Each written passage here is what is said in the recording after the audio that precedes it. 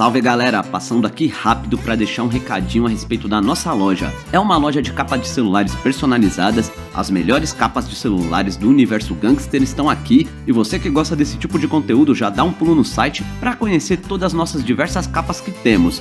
A gente atende diversos modelos de celulares e também temos um preço único de R$ 39,90, então não perca tempo e já garanta a sua capa personalizada.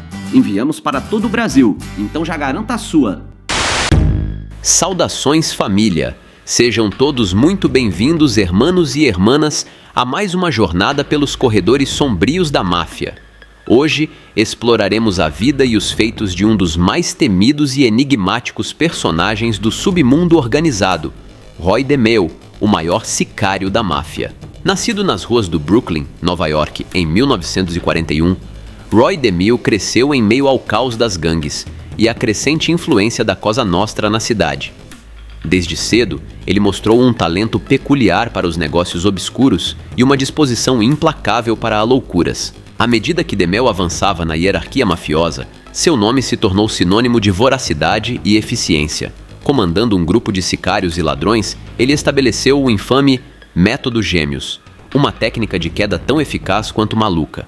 Mas o reinado de DeMille não duraria para sempre. Conforme a pressão policial aumentava e as rivalidades internas cresciam, ele se viu enredado em uma teia de traição e paranoia. Hoje, exploraremos os altos e baixos da vida de Roy DeMille, sua ascensão meteórica ao topo do submundo mafioso e sua queda trágica. Prepare-se para uma jornada pelos bastidores da máfia, onde as lealdades são frágeis e as consequências podem ser gigantescas. Se você é novo por aqui, já se inscreva no canal e ative o sininho para não perder nenhuma novidade. Eu também tô deixando o meu Pix junto com o link do Apoia-se nos comentários fixados. Considerem apoiar o canal, a ajuda de vocês é fundamental para continuarmos com o nosso trabalho.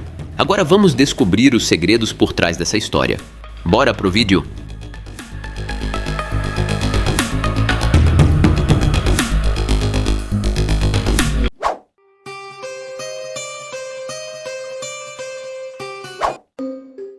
Era 10 de janeiro de 1983 e um membro da família mafiosa Gambino de Nova York estava dirigindo até a casa de Pat Testa, um dos principais membros do grupo de roubo de carros dos Gambino e associado do homem em questão. Ele se aproximava vestindo um casaco de couro, com uma espingarda escondida sob a jaqueta. Entra na casa e nunca mais é visto. No dia seguinte, ele não aparece na festa de aniversário de sua filha, causando preocupação.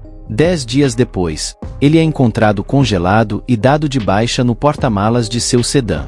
Esse homem era o incontrolável Roy DeMille. É 1940, e um menino chamado Roy Albert DeMille nasce no Brooklyn, Nova York, em uma família de imigrantes italianos. Ele é um dos 5 filhos, embora seu irmão mais velho tenha falecido durante a disputa da Coreia. DeMille se formou no ensino médio em 1959, onde começou uma pequena operação de empréstimos a juros altos. Porém, no entanto, antes disso, ele também começou a trabalhar em uma mercearia no departamento de açougue aos 15 anos, e isso se tornaria importante mais tarde. Ele iniciou sua carreira criminal trabalhando para a família mafiosa Lucchese de Nova York, onde se dedicava principalmente ao roubo de carros. No entanto, em 1966, suas perspectivas profissionais mudaram quando foi abordado por um homem chamado Anthony Gaggi, um soldado da família mafiosa Gambino. Gaggi ofereceu a DeMille mais dinheiro e um trabalho melhor, que ele obviamente aceitou. Não só continuou ganhando mais dinheiro com suas operações de empréstimos, como agora também com o roubo de carros, pois tinha um grupo de jovens com ideias semelhantes para ajudá-lo nesse negócio. Nesse mesmo ano, Roy conheceu um jovem judeu chamado Chris Rosenberg enquanto vendia erva em um posto de gasolina local. Rosenberg era 9 anos mais jovem que ele, então DeMille se tornou seu mentor de certa forma. DeMille emprestava dinheiro ao seu novo amigo para que pudesse contrabandear mais tóxicos, e como resultado, Rosenberg apresentou seus amigos a DeMille, formando um pequeno grupo de ladrões de carros e contrabandistas de tóxicos. Com o tempo, 2 homens a mais se juntaram, Patrick Testa e Anthony Center. Testa nasceu em 1957 como um dos 9 filhos de uma família de classe trabalhadora, enquanto Anthony Center nasceu em um ambiente de gangues, sendo seu tio Robert um associado da família mafiosa Colombo. Porém, no início, Rosenberg contratou a dupla de amigos para limpar seu Porsche. Mais tarde, para ajudar no roubo de carros, DeMel, Rosenberg e a dupla se tornariam os membros principais do que viria a ser conhecido como a gangue de DeMel. Além deles, havia vários outros, incluindo Frederick Dinome, um corredor de arrancada profissional baseado no Brooklyn.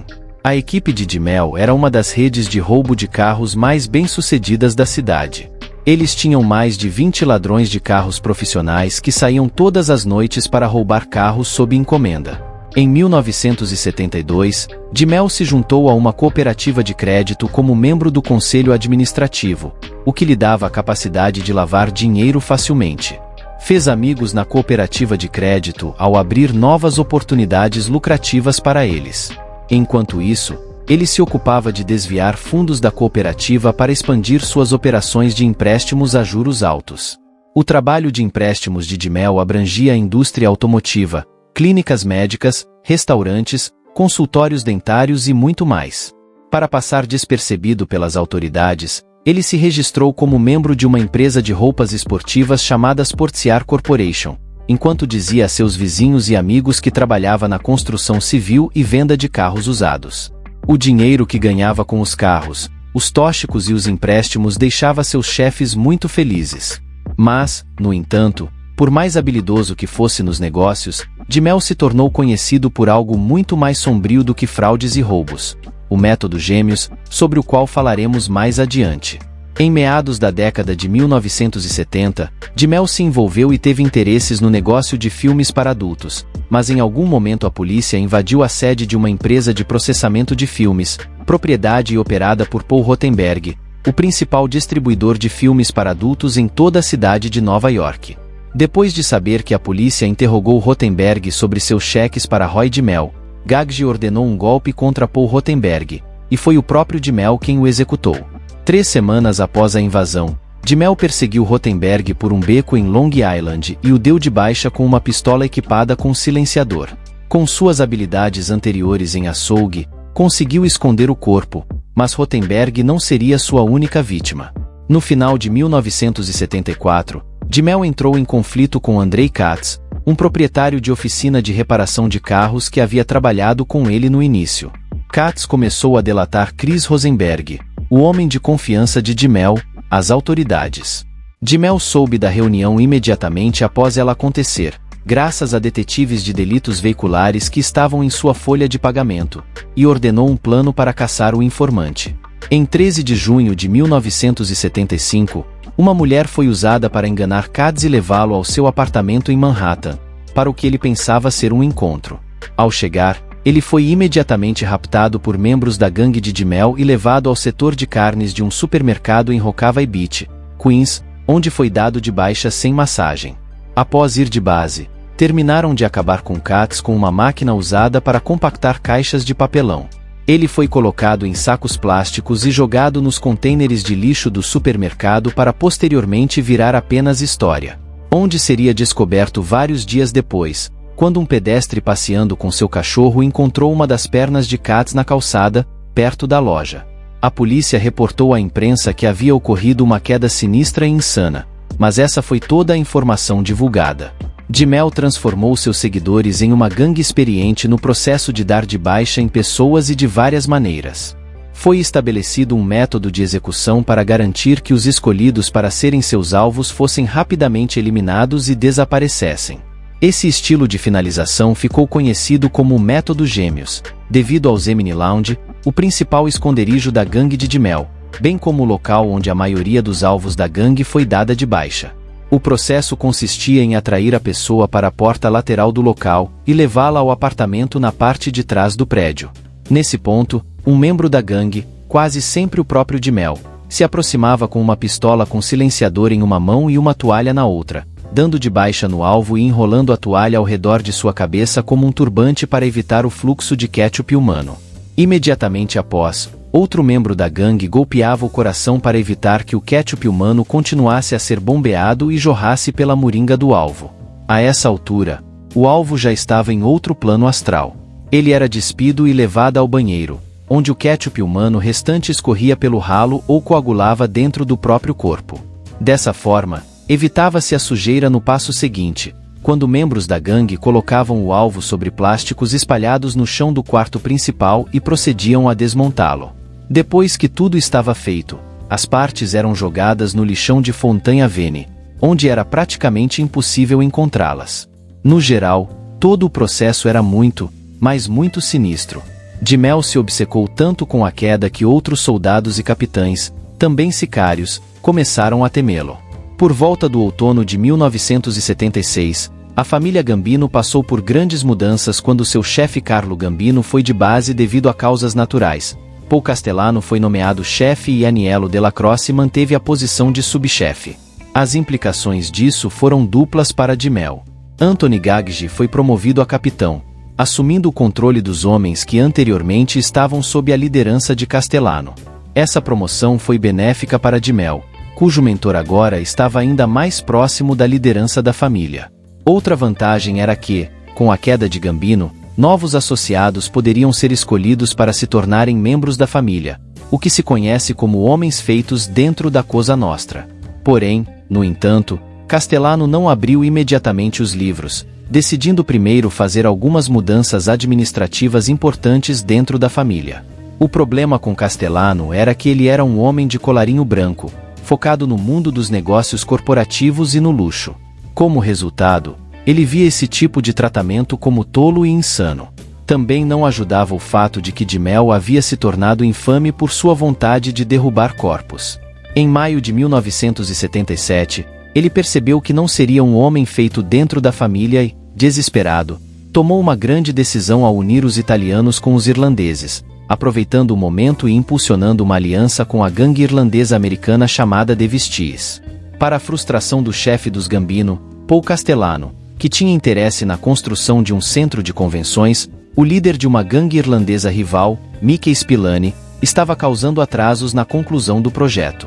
Após a queda não resolvida de Spillane em maio de 1977, o líder dos Vistiis, James Coona, assumiu o controle das operações da máfia irlandesa no West Side de Manhattan. Jimel, sentindo que havia uma oportunidade para criar uma grande fonte de renda para a família Gambino, persuadiu Gaggi a considerar uma associação com os Vistiis. Pouco depois, Coona e seu segundo em comando, Mickey Featherstone, foram convocados para uma reunião com Castellano, na qual aceitaram se tornar um braço de fato da família Gambino e compartilhar 10% de todos os lucros. Em troca, os Vistiis teriam acesso exclusivo a vários negócios lucrativos de sindicatos e poderiam participar de quedas sob contrato para a família. Foi seu papel proeminente nessa aliança que convenceu Castellano a introduzir formalmente Jimel na família. Jimel se tornou membro em 1977 e se encarregou dos negócios da família com os Vistiis. Mas, no entanto, ele não deixou as quedas de lado, e eles não pararam. Nesse mesmo ano, a gangue de Jimel executou Jonathan King e sua namorada, acreditando que eles colaboravam com as autoridades. Depois, em 1978, o primeiro membro da gangue foi dado de baixa. Um membro chamado Edward Grillo havia contraído dívidas com Jimel, e este temia que Grillo se voltasse para as autoridades. Como resultado, ele foi dado de baixa ao estilo do método Gêmeos. Por outro lado, e inesperadamente, Chris Rosenberg foi o próximo, já que a gangue começou a cair na insubordinação e no caos. A ordem para eliminar Rosenberg foi dada após um negócio de tóxicos entre Rosenberg e um cubano que vivia na Flórida. Nesse encontro, Rosenberg acabou com o cubano e seus associados quando eles viajaram para Nova York para fechar a venda. O cubano tinha conexões com um cartel de tóxicos, aumentando a possibilidade de violência entre a família Gambino e os cubanos, a menos que Rosenberg fosse dado de baixa. Compreendendo isso, Jimel teve a obrigação de planejar a queda de Rosenberg, mas não o executou imediatamente. Parece que ele adiou o ato devido ao vínculo que havia criado com Rosenberg. Como resultado de suas ações, Roy Jimel ficou cada vez mais paranoico, temendo constantemente que os cubanos estivessem atrás dele. Após meses de medo crescente e muita paranoia, Jimel cometeu um erro fatal em uma tarde fatídica de 1979. Durante esse período meio louco, Jimel cometeu sua queda mais famosa e conhecida. O homem era um estudante universitário sem vínculos mafiosos chamado Dominique Ragussi, que estava pagando seus estudos como vendedor autônomo, que vendia diversos tipos de produtos de porta em porta. Jimel viu Ragussi estacionado fora de sua casa e assumiu que ele era um sicário cubano. Assim, Roy e os membros de sua gangue, Joseph Guglielmo e Fred Dinome, perseguiram Ragussi por 11 quilômetros, após o que o estudante foi dado de baixa por Jimel. Anthony Gaggi ficou furioso com a queda de Ragussi e ordenou a Jimel que acabasse com Rosenberg antes que houvesse outros corpos de inocentes. Em 11 de maio de 1979, Rosenberg apareceu no Zemine para a habitual reunião da gangue na sexta-feira à noite. Pouco depois de sua chegada, Jimel rapidamente disparou uma única bala na moringa do desprevenido Rosenberg.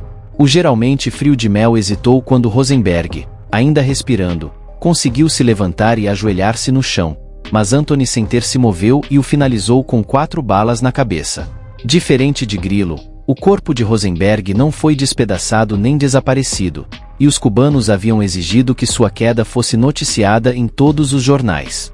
A vida continuava para a gangue e, à medida que a década chegava ao fim, Jimel se destacou com a Operação Empire Boulevard, uma das maiores do país no que diz respeito a roubos de automóveis. Jimel estava enviando centenas de carros, cigarros e revistas para adultos ao Oriente Médio toda semana. Mas para Jimel sempre havia um problema. Desta vez, Roy Jimel e Anthony Gaggi se viram envolvidos em um conflito com James Eppolito e James Eppolito Jr., 2 membros da família Gambino. James Eppolito se reuniu com Paul Castellano e acusou Jimel e Gaggi de contrabando de tóxicos, o que implicava a pena de queda. Castellano, de quem Gaggi era um aliado próximo, tomou partido contra Eppolito na situação e deu permissão a Gaggi para fazer o que quisesse. Gaggi e Jimel deram de baixa nos dois no carro de Eppolito Jr., quando iam em direção ao Zemine Lounge em 1º de outubro de 1979. Uma testemunha que estava dirigindo na hora dos disparos alertou um policial, que prendeu Gaggi após uma troca de balas entre os dois, deixando Gaggi com um ferimento de raspão no pescoço. Como Jimel havia se separado de Gaggi e abandonado a cena, ele não foi preso nem identificado pela testemunha.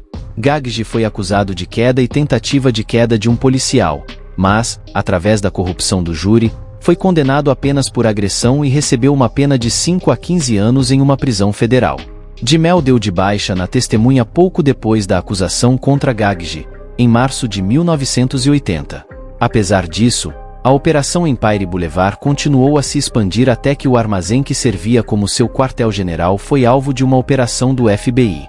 As autoridades estavam monitorando o armazém e rapidamente obtiveram um mandado de busca. Henry Borelli e Frederic Dinome foram presos em maio de 1981 por sua participação na operação, mas não havia provas suficientes para prender nenhum outro associado ativo. Jimel ordenou que Borelli e Dinome se declarassem culpados das acusações na esperança de que isso interrompesse qualquer investigação posterior de suas atividades pelo FBI. A paranoia de Roy Jimel fez com que a equipe começasse a se voltar uns contra os outros. Jimel temia que seus soldados se tornassem informantes contra ele, e, por isso, as costuras começaram a se romper. Roy Jimel tornou-se um alvo interno após se tornar um peso excessivo para as altas esferas da família Gambino, devido à paranoia mencionada anteriormente e ao aumento do abuso de tóxicos. Os anos 80 foram uma época ruim para a máfia ítalo-estadunidense, pois seus homólogos na Itália estavam fugindo da polícia e se escondendo. Em terras estadunidenses, os mafiosos estavam sendo presos e dados de baixa em massa. Não havia tempo para tolerar a irracionalidade de Jimel. O problema principal, no entanto, era que ninguém estava realmente disposto a acabar com Jimel, pois tinham muito medo de sua gangue. Finalmente, o trabalho foi entregue a alguém dentro da própria gangue. Roy Jimel sabia que estava marcado para ir de base, e seu filho Albert notou que ele se tornava cada vez mais paranoico. À medida que sua vida chegava ao fim, Jimel começou a andar por aí com uma espingarda oculta e até considerou fingir sua própria queda. Mas em 10 de janeiro de 1983, ele dirigiu até a casa de Patty Testa. Naquela mesma noite, ele não compareceu ao aniversário de sua filha, algo muito incomum para ele. Seu filho, percebendo isso, encontrou todos os pertences pessoais de seu pai em seu escritório. Agora temiam o pior, e com razão. Em 20 de janeiro daquele ano, o corpo de Dimel foi encontrado no porta-malas de seu Cadillac, congelado e dado de baixa. Todo o terror e insanidade que ele infligiu durante mais de uma década finalmente não significavam mais nada. Após a queda de Roy Dimel, tudo desmoronou para os membros da gangue que ele liderou durante anos. Essa paranoia entre o grupo continuou até um momento crucial em 4 de fevereiro de 1984. Richard Dinome, o irmão de Frederick Dinome, foi dado de baixa por Joe e Anthony Center, uma dupla conhecida como os Gêmeos do Zemini. E se há algo mais importante do que o respeito entre mafiosos, é a família, não a família mafiosa, mas a família de verdade, na base do ketchup humano. E Frederick não ia deixar a queda de seu irmão passar sem cobrança. Frederick decidiu fazer algo que aqueles ao seu redor nunca pensaram que ele faria. Tornou-se informante da polícia de Nova York. Ele e outro associado se tornaram testemunhas-chave para levar à justiça outros 8 membros da família mafiosa Gambino. Graças à ajuda que ele estava prestando no julgamento, passou a ser protegido pelo Programa de Proteção a Testemunhas. 21 acusados foram chamados para testemunhar nos tribunais federais por sua participação no esquema de roubo de carros e nas operações do Zemini. Temendo a prisão perpétua, muitos dos acusados se tornaram testemunhas federais, incluindo alguns da antiga gangue de Dimel. Sob a grande pressão das autoridades e as traições dentro da própria máfia, muitos outros não tiveram a mesma sorte. Paul Castellano eventualmente foi dado de baixa por John Gotti em 1985, com Gotti assumindo o controle da família. Em 1986, Frederick Dinome foi encontrado sem respirar na estrutura de uma cama d'água no Texas, onde havia vivido sob proteção usando o nome de Fred Marino. Alguns teorizaram que foi a culpa de se tornar informante que levou Frederick a se dar de baixa enquanto aguardava seu dia no tribunal. Outros não estavam tão convencidos de que Dinome teria se autofinalizado e acreditavam que algo muito mais sinistro poderia ter acontecido com Frederick. Para esse momento, esperava-se que as informações de Frederick Dinome figurassem em pelo menos 4 julgamentos de supostos membros da família Gambino por acusações de extorsão, quedas, contrabando de tóxicos e conspiração para quedas. Anthony Gaggi cairia devido a complicações cardíacas enquanto estava na prisão em meados de 1989. 7 membros da gangue de Dimel foram condenados à prisão perpétua. O tribunal ficou tão chocado com o nível de insanidade exposto durante o julgamento que declarou que a gangue de Dimel era a mais carniceira já processada. Por fim, embora não tenha sido confirmado, estima-se que eles deram de baixa em aproximadamente mais de 200 pessoas para a máfia.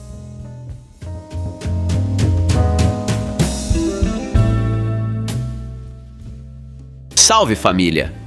E assim, chegamos ao fim desta fascinante jornada pelo submundo da máfia, explorando a vida e os feitos de Roy DeMeo, um dos maiores sicários que já caminhou pelas ruas de Nova York. Espero que vocês tenham sido envolvidos por essa história de intriga, poder e traição que nos mostrou que mesmo nos lugares mais sombrios, a luz da verdade pode brilhar. Roy DeMeo pode ter sido um dos mafiosos mais insanos de seu tempo, mas sua história serve como um lembrete sombrio das consequências da vida no submundo da máfia. Agradeço a todos vocês por se juntarem a nós nesta jornada. Se vocês gostaram deste vídeo, não se esqueçam de deixar seu like, compartilhar com seus amigos e se inscrever no canal para mais conteúdos sobre o submundo organizado. Eu também tô deixando o meu Pix junto com o link do Apoia-se nos comentários fixados. Considerem realmente apoiar o canal. A ajuda de vocês é de extrema importância para nosso trabalho. Até a próxima!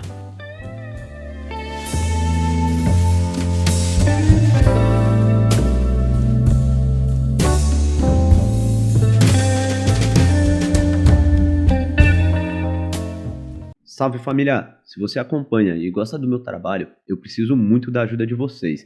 Dá um pulo lá no Apoia-se e se torne um de nossos investigadores daqui do canal. E para os apoiadores do canal, vão ter diversos brindes para vocês, meus amigos. Então, se você quer que esse conteúdo continue rolando, dá um pulo lá no Apoia-se e se torne um de nossos investigadores daqui do canal. Valeu, família!